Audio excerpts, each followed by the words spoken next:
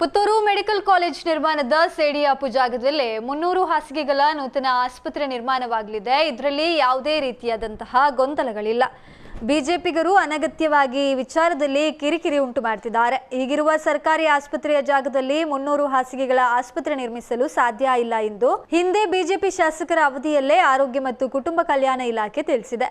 ಇದೆಲ್ಲ ಗೊತ್ತಿದ್ದು ಬಿಜೆಪಿಗರು ಅನಗತ್ಯ ಗೊಂದಲ ಸೃಷ್ಟಿಸಲು ಯತ್ನಿಸುತ್ತಿದ್ದಾರೆ ಎಂದು ಕೆಪಿಸಿಸಿ ಸಂಯೋಜಕ ಕಾವು ಹೇಮನಾಥ್ ಶೆಟ್ಟಿ ಹೇಳಿದರು. ಪತ್ರಿಕಾಗೋಷ್ಠಿಯಲ್ಲಿ ಮಾತನಾಡಿದ ಅವರು, ಸೇಡಿಯಾಪಿನಲ್ಲಿ 300 ಹಾಸಿಗೆಗಳ ನೂತನ ಆಸ್ಪತ್ರೆ ಮತ್ತು ಮೆಡಿಕಲ್ ಕಾಲೇಜ್ ನಿರ್ಮಾಣ ಆಗಲಿಕ್ಕಿದೆ.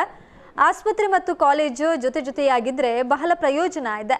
ಕೊಡಗು ಜಿಲ್ಲೆಯಲ್ಲಿ ಮೆಡಿಕಲ್ ಕಾಲೇಜ್ ಮತ್ತು ಸರ್ಕಾರಿ ಆಸ್ಪತ್ರೆ ಬೇರೆ ಬೇರೆ ಪ್ರದೇಶದಲ್ಲಿರುವ ಕಾರಣ ಸಾಕಷ್ಟು ಸಮಸ್ಯೆ ಆಗ್ತಾ ಇದೆ ಎಂದರು. ಸೇಡಿಯಾಪು ಪ್ರದೇಶಕ್ಕೆ ಹೋಗಲು ಕಷ್ಟ ಏನೂ ಇಲ್ಲ. ಪುತ್ತೂರು ಉಪ್ಪಿನಂಗಡಿ ಚತುಷ್ಪಥ ರಸ್ತೆ ಇದೆ. ಮೂಲಭೂತ ಸೌಕರ್ಯಗಳನ್ನು ಕೂಡ ಒದಗಿಸಲಾಗುತ್ತೆ. ಬಿಜೆಪಿಯ ಕೇವಲ 4-5 ಜನ ಮಾತ್ರ ವಿರೋಧಿಸಿದ್ದಾರೆ.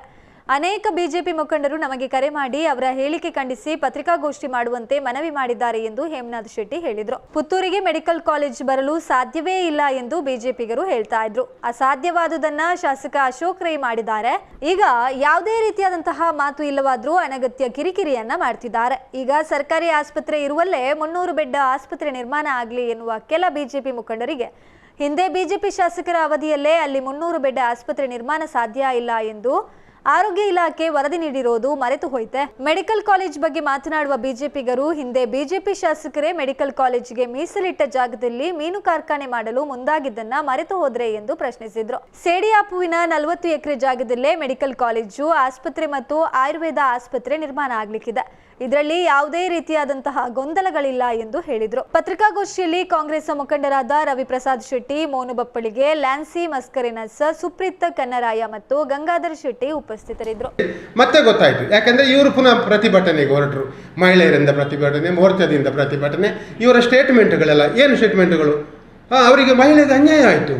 ಅವರಿಗೆ ಮಹಿಳೆ ಮಾತಾಡ್ಬೋದು ಹಾಗೆ ಬಂದು ಒಂದು ಶಾಸಕರು ಅಥವಾ ಒಂದು ಜನಪ್ರತಿನಿಧಿಗಳ ಮುಂದೆ ದುರಹಂಕಾರದ ಮಾತನ್ನು ಮಾತಾಡ್ಬೋದಾ?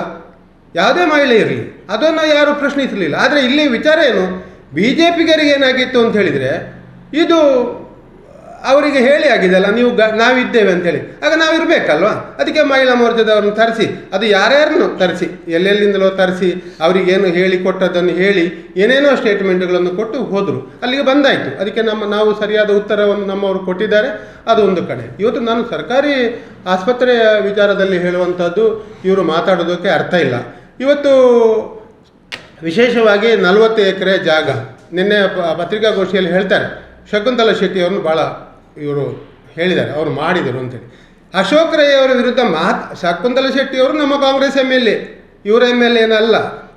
ಇವರ MLA ಆಗಿರುವಾಗ ಮಾಡಿದ್ದಲ್ಲ, ಕಾಂಗ್ರೆಸ್ MLA ಇರುವಾಗಲೇ ಜಾಗವನ್ನು ತೋರಿಸಿದ್ದಷ್ಟೇ. RTC ಆಗಿರಲಿಲ್ಲ. RTC ಮಾಡಿಸಿದ್ದು ಸನ್ಮಾನ್ಯ ಅಶೋಕ್ ಕುಮಾರ್ ರೈ ಅವರು. ಇವರು ನಾನು ಹೇಳ್ತಾನೆಲ್ಲ, ಇದನ್ನು ನಾವು ಯಾವಾಗಲೂ ಮರೀಲಿಕ್ಕಿಲ್ಲ. ಇದು ಇತಿಹಾಸ ಅಂತ ಹೇಳುವಂಥದ್ದು. ಶಾಸಕರಾಗುವ ಸಂದರ್ಭದಲ್ಲಿ ನಾನು ಪ್ರಚಾರದಲ್ಲಿ ಅನೇಕ ಕಡೆ ಹೋಗುವಾಗ ಹೇಳ್ತಾ ಇದ್ದೆವು, ಮೆಡಿಕಲ್ ಕಾಲೇಜು ನಾವು ಹೇಳ್ತಾ ಇರುವಂಥದ್ದು ನಮ್ಮ ಮನಸ್ಸಲ್ಲೇ ಒಂದು ಇದಿತ್ತು.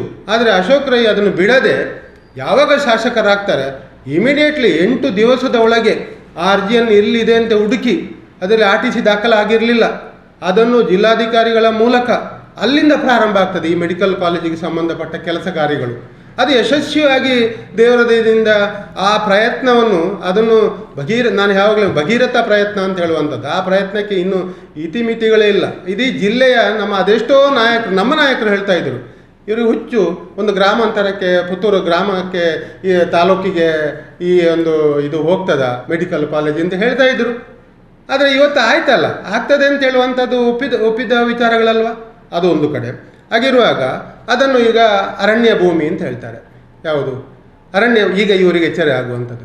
ಇವರು ಸಹ ಮೆಡಿಕಲ್ ಕಾಲೇಜಿಗೆ ಅಲ್ಲಿ 40 ಎಕರೆ ಅಂತ ಹೇಳುವಾಗ ಅರಣ್ಯ ಭೂಮಿ ಅಲ್ವಾ?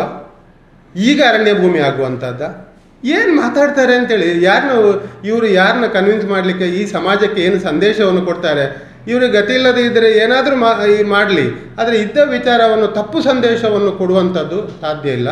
ಇವತ್ತು ಸರ್ಕಾರಿ ಮೆಡಿಕಲ್ ಆಸ್ಪತ್ರೆ ಅಲ್ಲೇ ಆಗಬೇಕು. ಅದರ ಜೊತೆಗೆ ಮೆಡಿಕಲ್ ಕಾಲೇಜ್ ಅಲ್ಲೇ ಆಗ್ತದೆ, ಆಯುರ್ವೇದಿಕ್ ಕಾಲೇಜ್ ಆಗ್ತದೆ. ಅದು ಅರಣ್ಯ ಭೂಮಿಯ ವಿಚಾರಗಳಿಲ್ಲ. ಅದರ ಜೊತೆಗೆ ನಾನು ಹೇಳುವಂಥದ್ದು, ನಿಮ್ಮ ಭಾಳ ಗಂಭೀರವಾದ ಮೊನ್ನೆ ಸಹ ಪ್ರಸ್ತಾಪ ಆಗಿರುವಂಥದ್ದು, ಸಂಜೀವ ಮಠಂದೂರು ಇರುವಾಗ ಅದೇ 40 ಎಕರೆ ಜಾಗೇನು ಏನು ಮಾಡಲಿಕ್ಕೆ ಹೊರಟಿದ್ರು ನಮಗೆಲ್ಲ ಗೊತ್ತಿದೆ. ಮೀನು ವ್ಯಾಪಾರ ಮಾಡಲಿಕ್ಕೆ ಹೊರಟಿದ್ರು. ಮಂಗಳೂರಿಂದ ಮೀನು ಸಂಸ್ಕರಣಾ ಘಟಕ ಮಾಡಿ ಅದರ ವಿರುದ್ಧ ಹೋರಾಟ ನಾವು ಮಾಡಿದ್ದು. ನಾನು ಅದರಲ್ಲಿ ಭಾಳ ಪ್ರಮುಖವಾದ ಪಾತ್ರವನ್ನು ವಹಿಸಿದ್ದೆ. ಯಾವುದೇ ಕಾರಣಕ್ಕೂ ಇಲ್ಲಿ ಮೀನಿನ ವ್ಯಾಪಾರ ಬೇಡ, ಮಂಗಳೂರಲ್ಲಿ ಸಮುದ್ರ ಬದಿಯಲ್ಲಿ ಮೀನಿನ ವ್ಯಾಪಾರ ಮಾಡಿ, ಇಲ್ಲಿ ಮೀನು ವ್ಯಾಪಾರ ಬೇಡ, ಮೀನು ಸಂಸ್ಕರಣಾ ಘಟಕ ಅದರಿಂದ ಬರುವ ತ್ಯಾಜ್ಯದಿಂದ ಆಗುವಂಥ ಸಮಸ್ಯೆಗಳು ಎಲ್ಲದರ ಬಗ್ಗೆ ನಾವು ಗಾಂಧಿಕಟ್ಟೆಯಿಂದ ಹಿಡಿದು ದೊಡ್ಡ ಹೋರಾಟವನ್ನೇ ನಾವು ಮಾಡಿದ್ದೆವು. ಅಂದರೆ ಇಲ್ಲ ಅದಕ್ಕೆ ಇವರು ಹೊರಟಿದ್ರು. ಇವರಿಗೆ ಮೆಡಿಕಲ್ ಕಾಲೇಜಿನ ವಿಚಾರ ಆಗ ಇರಲಿಲ್ಲ. ಈಗ ಮೆಡಿಕಲ್ ಕಾಲೇಜ್ ಆಗ್ತದೆ, ಸರ್ಕಾರಿ ಆಸ್ಪತ್ರೆ ಅಲ್ಲಿ ಆಗ್ತದೆ ಅಂತ ಹೇಳುವಾಗ ಇವರು ಯಾರಿಗೂ ಗಾಳಿ ಹಾಕಿ ಏನೋ ಮಾತಾಡಿಸಿ ಏನೇನೋ ಮಾತಾಡಿಸುವಂಥದ್ದು ಇವರಿಗೆ ಅರ್ಥ ಉಂಟಾ ಅಂತ ಹೇಳುವಂಥದ್ದು. ಇವತ್ತು ಇಲ್ಲಿ ಜನಸಾಮಾನ್ಯರಿಗೆ ಅವತ್ತು ಡಬಲ್ ರೋಡು ಅಂದರೆ ಈಗ ಡಬಲ್ ರೋಡು ಅಲ್ಲಿಗೆ ಇದೆ, ಅದು ಇನ್ನೂ ತುಂಬ ಇಂಪ್ರೂವ್ಮೆಂಟ್ ಆಗ್ತದೆ. ಅಲ್ಲಿ ನಮಗೆ ಅಭಿವೃದ್ಧಿ ಆಗಬೇಕು. ಅಭಿವೃದ್ಧಿ ಆಗುವಾಗ ಅದಕ್ಕೆ ಪೂರಕವಾಗಿ ನಾವು ಮಾತಾಡಬೇಕು. ಇಲ್ಲೀಗ ಜಾಗ ಇರುವಂಥದ್ದು ಏನಾಗ್ತದೆ ಅಂಥೇಳಿ ಏನಾದರೂ ಆಗ್ಬೋದು, ಅದಕ್ಕೆ ಬೇಕಾದ ಪರ್ಯಾಯ ವ್ಯವಸ್ಥೆಗಳನ್ನು ಮಾಡಿಕೊಳ್ಬೋದು.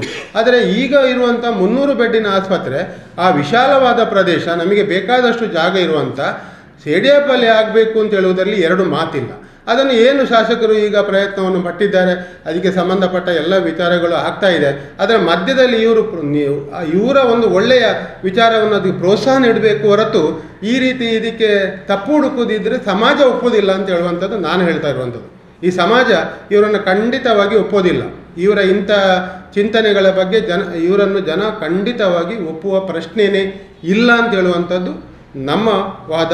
ಮತ್ತು ಇದಕ್ಕೆ ಪೂರಕವಾಗಿ ಎಲ್ಲ ಯಾವ ರೀತಿಯಲ್ಲಿ ಇವತ್ತು ಪುತ್ತೂರಿನ ಅಭಿವೃದ್ಧಿಯ ವಿಚಾರದಲ್ಲಿ ಸನ್ಮಾನ್ಯ ಅಶೋಕ್ ಕುಮಾರ್ ಅವರು ಇತಿಹಾಸದಲ್ಲಿ, ನಾನು ಹೇಳುವಂಥದ್ದು ಇತಿಹಾಸದಲ್ಲಿ ಬರೆದಿಡುವಂಥ ಅನೇಕ ವಿಚಾರಗಳು ಇವತ್ತು ಪುತ್ತೂರಲ್ಲಿ ಆಗ್ತಾ ಇದೆ. ಇದನ್ನು ಸಮಾಜ ಇವತ್ತು ಗಮನಿಸ್ತಾ ಇದೆ. ಸಮಾಜ ಗಮನಿಸ್ತಾ ಇರುವಂಥದ್ದು ಇರುವಾಗ ಆ ಸಮಾಜ ಗಮನಿಸುವುದರ ವಿರುದ್ಧವಾಗಿ ಇವತ್ತು ನಾವು ಅದರ ಬಗ್ಗೆ ಮಾತಾಡುವಂಥದ್ದು ಸತ್ಯ ಅಲ್ಲ, ಸಾಧ್ಯ ಅಲ್ಲ ಅಂತ ಹೇಳುವಂಥದ್ದು ನಾನಿಲ್ಲಿ ಒಪ್ಪಿಕೊಳ್ಳುವಂಥ ವಿಚಾರಗಳು. ಅದರ ಜೊತೆಗೆ ಇವತ್ತು ನಾನು ಅದನ್ನು ಸಹ ನಿಮ್ಮ ಗಮನಕ್ಕೆ ತರಬೇಕು. ಒಂದು ಕಡೆ ಕಳೆದ ಸರ್ಕಾರ BJP ಸರ್ಕಾರ ಇರುವಾಗ, ಸನ್ಮಾನ್ಯ ಆಗ ಯಡಿಯೂರಪ್ಪನವರು ಮುಖ್ಯಮಂತ್ರಿಗಳಿರುವಾಗ, ಅದರ ನಂತರದ ಅವಧಿಯಲ್ಲಿ ಇಲ್ಲಿ ನಮ್ಮ ಆಗಿನ BJP ಶಾಸಕರಿರುವ ಸಂದರ್ಭದಲ್ಲಿ ಇಲ್ಲಿ ಆಗೋದಿಲ್ಲ ಅಂತ ಹೇಳುವಂಥದ್ದು ಇಲಾಖೆ ಕೊಟ್ಟಿದೆ. ಇಲ್ಲಿ 300 ಬೆಡ್ಡಿನ ಆಸ್ಪತ್ರೆ ಇಲ್ಲಿ ಆಗೋದಿಲ್ಲ ಅಂತ ಹೇಳುವ ವರದಿಯನ್ನು ಸಮೇತ ಆಗಿನ ಸರ್ಕಾರ, ಆಗಿನ ಶಾಸಕರ ಅವಧಿಯಲ್ಲಿ